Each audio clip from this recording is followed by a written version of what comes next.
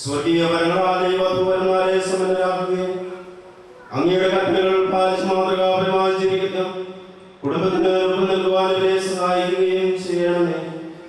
അങ്ങയുടെ മഹത്വത്തിനും മനുഷ്യപരത്തിനും നന്ദിക്ക് വേണ്ടി ഈ കുദാശയോഗ്യതയോടെ പരികർമ്മം ചെയ്യുവാൻ ഞങ്ങളെ ശക്തരാക്കണമേ. പിതാവും പുത്രനും പരിശുദ്ധാത്മാവുമായ സർവേശ്വരായ എന്നേക്കും നിന്റെ ജനത്തെയും പുത്രഗ്രഹത്തെയും നീ മറന്നു കളയുക. ഞങ്ങളുടെ രക്ഷകന്റെ മണവാട്ടിയായ സഭയെ നീ സന്തോഷിക്കുക. നിത്യമായ ജീവിതത്തിന്റെ സ്നേഹം മൂലം നിന്നെ തന്റെ മണവാട്ടിയായി തിരഞ്ഞെടുത്തു.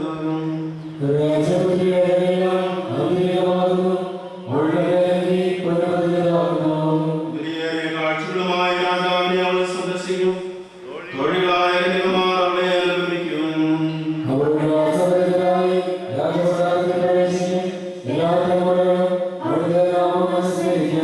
നിന്റെ ഭാര്യ നിന്റെ ഭവനത്തിൽ വളഞ്ഞുകിടന്നും തിരുവടിയാകും. നിന്റെ മക്കൾ മേശയ്ക്ക് ചുറ്റും സൈത്തുമളകൾ പോലെ ആയിരിക്കും.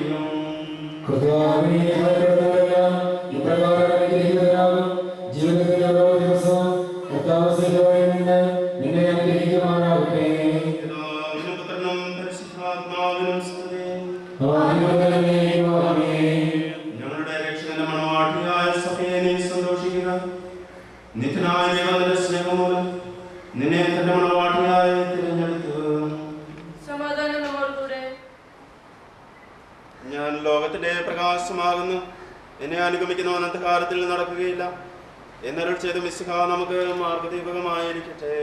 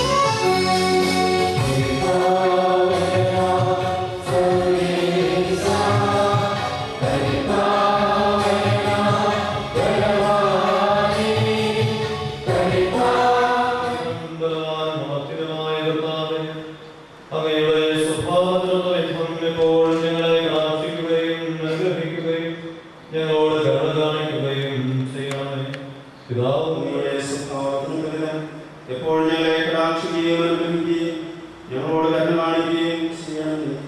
പിതാവും പുത്രനും പരിശുദ്ധാത്മാവുമായ സർവേശ്വരായ എന്നേക്കും. എന്റെ സഹോദരരെ, എല്ലാത്തിനും വേണ്ടി നമ്മുടെ കർത്താവായ യേശുക്രിസ്തുവിന്റെ നാമത്തിൽ പിതാവായ ദൈവത്തിന് കൃതജ്ഞത അർപ്പിക്കുകയും ക്രിസ്തുവിനോടുള്ള ബഹുമാനത്തെ പ്രതി നിങ്ങൾ പരസ്പരം വിധേയരായിരിക്കുകയും ഭാര്യമാരെ നിങ്ങൾ കർത്താവിനെ പോലെ ഭർത്താക്കന്മാർക്ക് വിധേയരായിരിക്കുകയും എന്നാൽ ക്രിസ്തുവിന്റെ ശരീരമായ സഭയുടെ ശിരസ്സായിരുന്നതുപോലെ ഭർത്താവ് ഭാര്യയുടെ ശിരസ്സാൽ നന്മയുള്ളതാക്കി. ഇത് അവളെ കരയോ ചുരുവോ മറ്റു കുറവുകളോ ഇല്ലാത്ത മഹത്വപൂർണ്ണയായി തനിക്ക് തന്നെ പ്രതിഷ്ഠിക്കുന്നതിനും അവൾ കളങ്കരഹിതയും പരിശുദ്ധിയുമായിരിക്കുന്നതിനും വേണ്ടിയാണ്. അതുപോലെ തന്നെ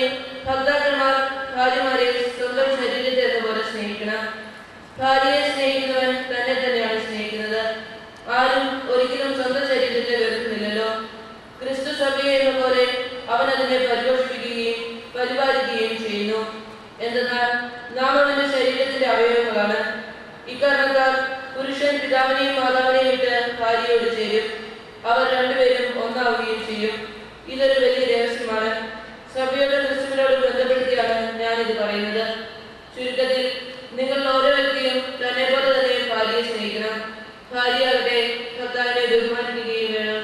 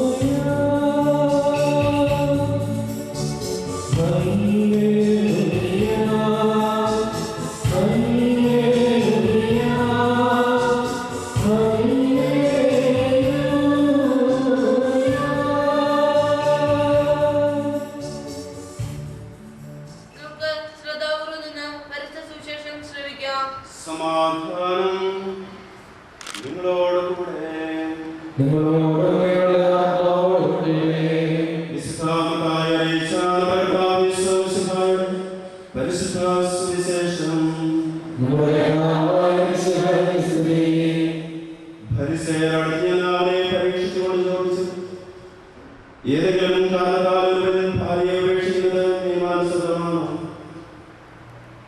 അവൻ മറുപടി പറഞ്ഞു, സ്രഷ്ടാവ് ആദ്യമുതലേ അവരെ പുരുഷനും സ്ത്രീയുമായി സൃഷ്ടിച്ചുവെന്ന്. ഇക്കാരണത്താൽ പുരുഷൻ പിതാവിനെയും മാതാവിനെയും ഭാര്യയോട് ചേർന്നിരിക്കും, അവർ ഇരുവരും നയശരീരമായി തീരും എന്ന് അവിടുന്ന് അരുളി ചെയ്തിട്ടുണ്ടെന്നും നിങ്ങൾ വായിച്ചിട്ടില്ലേ? തന്മൂലം പിന്നീട് ഒരിക്കലും അവർ രണ്ടാമത്തെ ശരീരമായിരിക്കും. ആകയാൽ ദൈവം യോജിച്ചത് മനുഷ്യൻ വേർപെടുത്താതിരിക്കട്ടെ.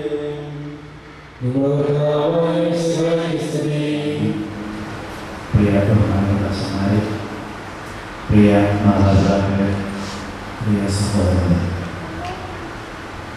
ഏറെ അനുഗ്രഹീതമായ ഒരു തിരുക്രമത്തിന് നാം സാക്ഷ്യം വഹിക്കുന്നു. നമുക്ക് പ്രിയപ്പെട്ടവരായ റോബിയും ആദിയും വിവാഹമെന്ന പരിശുദ്ധ കൂദാശയിലൂടെ ഒന്നായി തീരുകയും പുതിയ ഒരു കുടുംബത്തിന് രൂപം കൊടുക്കുകയുമാണ്. വലിയ സന്തോഷം നമ്മുടെ മനസ്സുകളിലുണ്ട്, വലിയ പ്രതീക്ഷ നമുക്കുണ്ട്. ആ പ്രതീക്ഷകൾ ദൈവത്തിന് സമർപ്പിച്ച് പ്രാർത്ഥിക്കാം. ഇവരുടെ കുടുംബജീവിതം ധന്യമായി തീരട്ടെ, അനുഗ്രഹീതമായി തീരട്ടെ, എല്ലാവർക്കും ഒരു മാതൃകയായി തീരട്ടെ. ക്രൈസ്തവ കുടുംബം ദൈവം നിറഞ്ഞു നിൽക്കുന്ന കുടുംബമാണ്. ദൈവത്തിൻ്റെ വഴിയെ ചലിക്കുന്ന കുടുംബമാണ്. ദൈവത്തെ മഹത്വപ്പെടുത്തുന്ന കുടുംബമാണ്. തീർച്ചയായും കുടുംബജീവിതത്തെ പ്രവേശിക്കുമ്പോൾ റോബിയുടെയും ആബിയുടെയും ജീവിതത്തിൽ ഈ ചിന്തകൾ ഉണ്ടാകും. ഈ ചിന്തകളുടെ വെളിച്ചത്തിൽ ധാരാളം സ്വപ്നങ്ങൾ അവർ എഴുതിയിട്ടുണ്ടാകും. നിങ്ങളുടെ മുമ്പിൽ പങ്കുവയ്ക്കുവാൻ, അവതരിപ്പിക്കുവാൻ ഞാൻ ആഗ്രഹിക്കുകയാണ്. പഴയ നിയമത്തിലെ രോഗത്തിൻ്റെ പുസ്തകമാണ്. വിവാഹമെന്ന കൂദാശ പരികർമ്മം ചെയ്യുന്ന വേളയിൽ പലപ്പോഴും ഈ പുസ്തകമാണ് ഇത്. റോബിയും ആബിയും വിവാഹ ജീവിതത്തിലേക്ക് പ്രവേശിക്കുന്ന ഇന്ന് തന്നെ അല്ലെങ്കിൽ വരുന്ന ദിവസങ്ങളിൽ ഈ പുസ്തകം നിർബന്ധമായും വായിക്കണം എന്ന് ഞാൻ ആവശ്യപ്പെടുകയാണ്. അത് നിങ്ങൾക്ക് വരുന്ന ആദ്യത്തെ ഹോംവർക്കായിട്ട് പരിഗണിക്കുക. 14 അധ്യായങ്ങൾ മാത്രമേ പുസ്തകത്തിലുള്ളൂ. ഒരു കുടുംബത്തിൻ്റെ പശ്ചാത്തലത്തിലാണ് ഇത് അവതരിപ്പിച്ചിരിക്കുന്നത്. 5 എണ്ണം ദൈവത്തെ മഹത്വപ്പെടുത്തുന്ന ഒരു വീട്ടമ്മ, ഇവർക്കുണ്ടാകുന്ന ഒരു നല്ല മകൻ തോബിയാസ്, അപ്പന് ചേർന്ന കുടുംബത്തിന് ചേർന്ന കുടുംബത്തിൻ്റെ പാരമ്പര്യം കാത്തു സൂക്ഷിക്കുന്ന ഒരു മകൻ. അവൻ്റെ ജീവിതയാത്രയിൽ അവനൊരു സഖിയെ കിട്ടുന്നു. ഇവരുടെ ജീവിതത്തിൽ സഹായിക്കാൻ വരുന്ന ഒരു അപരിചിതനാണ് 5ാമത്തെ കഥാപാത്രം. അപരിചിതൻ ഈ പുസ്തകത്തിന്റെ അവസാന ഭാഗം സ്വയം വെളിപ്പെടുത്തുന്നുണ്ട്. റഫായേൽ മാലാഖയാണ്. ദൈവദൂതന്റെ സാന്നിധ്യം, ദൈവ സാന്നിധ്യം നിറഞ്ഞ കുടുംബത്തിൽ, ദൈവത്തിന് ഇഷ്ടപ്പെട്ട രീതിയിൽ ജീവിക്കുന്ന കുടുംബത്തിൽ ഉണ്ടാകും എന്നുള്ളതിന്റെ ഉറപ്പാണ്. ഈ പുസ്തകം തീർച്ചയായും കുടുംബജീവിതം നയിക്കുന്നവർ വീണ്ടും വായിക്കണം. പ്രത്യേകിച്ച് ഇന്ന് കുടുംബങ്ങൾ വലിയ തകർച്ചയെ നേരിടുന്ന കാലഘട്ടത്തിൽ കാത്തുസൂക്ഷിക്കുന്ന, ദൈവത്തിന്റെ വഴിയെ നടക്കുന്ന, മനുഷ്യരുടെ മുമ്പിൽ ദൈവത്തെ മഹത്വപ്പെടുത്തുന്ന ഒരു കുടുംബം രൂപപ്പെടുത്താനുള്ള ഉത്തരവാദിത്വം ദൈവമെന്ന് റോബിയെ പകരാതെ കാത്തുസൂക്ഷിക്കുന്ന തോന്നിട്ട് നമുക്ക് മാതൃകയായി. അതിലൂടെ സ്വന്തം ഭാര്യയെയും മകനെയും ദൈവപ്രമാണങ്ങളെ പറ്റി, ജീവിതത്തിൽ കാത്തുസൂക്ഷിക്കുന്ന അടിസ്ഥാന തത്വങ്ങളെ പറ്റി വ്യക്തമായി ബോധ്യത്തോടുകൂടി പഠിപ്പിക്കുന്ന ആളാണ്. ഇങ്ങനെ മക്കളെ പ്രചോദിപ്പിക്കുവാൻ കഴിയുന്ന, തിരുത്താൻ കഴിയുന്ന, നല്ല കാര്യങ്ങൾ സമയോചിതമായി പറഞ്ഞു കൊടുക്കാൻ കഴിയുന്ന അപ്പന്മാരും അമ്മമാരും കുടുംബങ്ങളിൽ ഉണ്ടാകണം. വളരെ സങ്കടകരമായ കാര്യം, ഇന്ന് കുടുംബങ്ങളിൽ പരിശീലനം എന്ന് പറയുന്നത് നഷ്ടപ്പെട്ടിരിക്കുന്നു. ഇന്ന് കുടുംബങ്ങളിൽ ധാർമ്മിക പരിശീലനം മാതാപിതാക്കൾക്ക് പലപ്പോഴും കൊടുക്കാൻ കഴിയുന്നില്ല. കാരണം ജീവിക്കുന്നവർക്ക് പകർന്നു കൊടുക്കാനും വരും തലമുറയെ പ്രചോദിപ്പിക്കാനും കഴിയും. പലപ്പോഴും അത് കഴിയാത്തതുകൊണ്ട് കുഞ്ഞുങ്ങളുടെ താല്പര്യമനുസരിച്ച് അവരെ സന്തോഷിപ്പിച്ച് അവരുടെ ഇഷ്ടങ്ങളൊക്കെ പൂർത്തീകരിച്ച് അങ്ങനെ ആഹ്ലാദപൂർവ്വം ആഘോഷമായി ജീവിക്കുന്ന ഒരു കാഴ്ചയാണ് കാണുന്നത്. അവിടെ തകർച്ചകളുണ്ടാകാൻ വളരെ എളുപ്പമാണ്. ദൈവത്തിന്റെ വഴിയെ ചരിക്കാതെ ദൈവത്തിന്റെ വഴിവിട്ടു പോകുന്ന വ്യക്തികളും കുടുംബങ്ങളും തകർച്ചയുടെ പാതയിലാണ്. ഇപ്പോൾ തോബിത്ത് എന്ന അപ്പൻ മാതൃകയാണ്. തോബിത്ത് അന്ധനായി ജോലി ചെയ്യാൻ കഴിയാതെ വീട്ടിൽ കിടക്കുന്ന സാഹചര്യങ്ങളിൽ കുടുംബത്തിന്റെ ഉത്തരവാദിത്വം മുഴുവൻ ഏറ്റെടുത്തുകൊണ്ട് അധ്വാനിക്കുന്ന അന്നയെ കാണാം. നീതിമാന സഹനമുണ്ടാകും. തോബിത്ത് നീതിമാനായി സഹിക്കേണ്ടി വന്നു. എല്ലാം നഷ്ടപ്പെട്ടു. സ്വന്തം വസ്തുവകകളെല്ലാം ഉപേക്ഷിച്ച് നാടുവിട്ടു പോകേണ്ടി വന്നു. പാവങ്ങളെ ശുശ്രൂഷിക്കാൻ പോയതുകൊണ്ട് തന്നിന്റെ കാഴ്ചശക്തി നഷ്ടപ്പെടേണ്ടി വന്നു. നീതിമാന സഹനങ്ങൾ ഉണ്ടാകും എന്നുള്ളത് വിശുദ്ധ ഗ്രന്ഥം പഠിപ്പിക്കുന്നു, തോബിത്തിന്റെ പുസ്തകം പഠിപ്പിക്കുന്നു. അതുകൊണ്ട് തന്നെ കുടുംബജീവിതത്തിൽ ഉണ്ടാകുന്ന സഹനങ്ങൾ ആരും പരിഭ്രാന്തരാകാൻ പാടില്ല. വിശ്വാസം കാത്തു സൂക്ഷിക്കണം.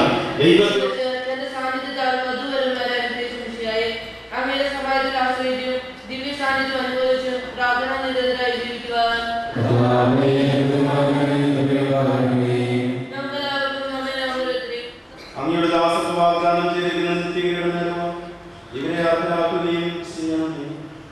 അങ്ങയുടെ സ്നേഹത്തിലൂടെ ഇവരെ വളർത്തി മാതാപിതാക്കളെയും കുടുംബാംഗങ്ങളെയും ഈ തിരുക്കർമ്മങ്ങളിൽ പങ്കെടുക്കുന്ന ഞങ്ങളെയും ആശ്രയിക്കണം. പിതാവും പുത്രനും പരിശുദ്ധാത്മാവുമായ സർവേശ്വരനായ ദൈവം.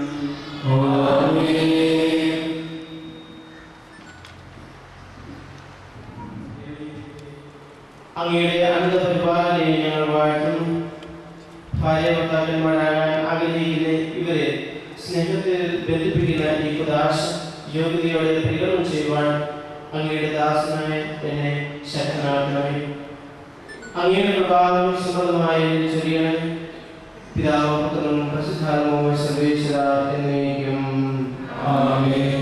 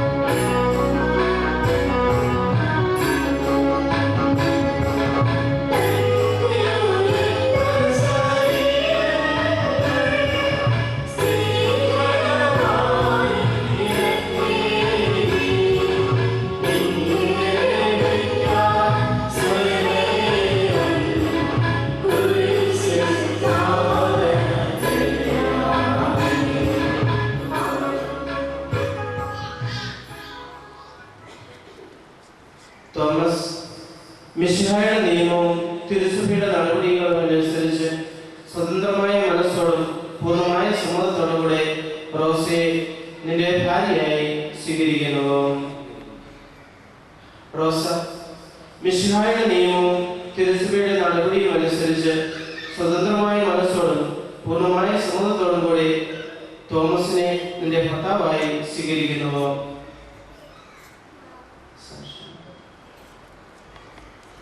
നിങ്ങൾ ഈ വിവാഹ കുടുംബടിയ സാക്ഷികളാണല്ലോ.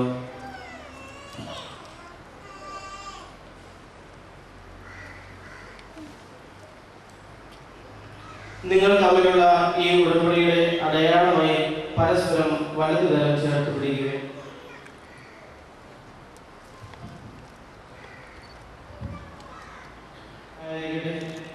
സ്നേഹത്തോടും മനസ്സിന്റെ ഐക്യത്തോടും കൂടി കുടുംബജീവിതം നയിക്കുവാൻ നമ്മുടെ കർത്താവ് ഈശോമിശിഹാ നിങ്ങളെ വിവാഹബന്ധത്തിൽ ബന്ധിക്കുമാറാകട്ടെ.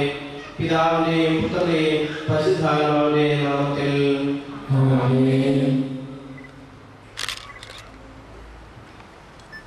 വധുവായി സ്വീകരിച്ച കർത്താവേ, വിശ്വാസത്തിലും സ്നേഹത്തിലും വധുവരന്മാരെ ഒന്നിപ്പിക്കുന്ന ഈ താലി ദയാപൂർവം ആശീർവദിക്കണമേ. ഐക്യത്തിന്റെ പ്രതീകമായ ഈ താലി അഭിവേദ്യമായ സ്നേഹത്തിലും ഇവരെ ബന്ധിക്കുമാറാകട്ടെ. ജീവിതത്തിലുണ്ടാകുന്ന ക്ലേശങ്ങൾ സന്തോഷപൂർവ്വം സഹിക്കുവാനും നിന്റെ ഇഷ്ടമനുസരിച്ച് പരിശുദ്ധരായി ജീവിക്കുവാനും ഇതിൽ മുദ്രിതമായിരിക്കുന്ന കുരിശ് ഇവർക്ക് ശക്തി നൽകട്ടെ. ഇത് ഇവരുടെ വിശുദ്ധിയുടെ അടയാളമായിരിക്കട്ടെ. കർത്താവായ ദൈവം, ഈ ദമ്പതിമാരുടെ സ്നേഹത്തിന്റെയും വിശുദ്ധിയുടെയും അടയാളമായി ഇവർ പരസ്പരം അണിയിക്കുന്ന ഈ മോതിരങ്ങൾ ആശീർവദിക്കണമേ. പിതാവിന്റെയും പുത്രന്റെയും പരിശുദ്ധാത്മാവിന്റെ നാമത്തിൽ.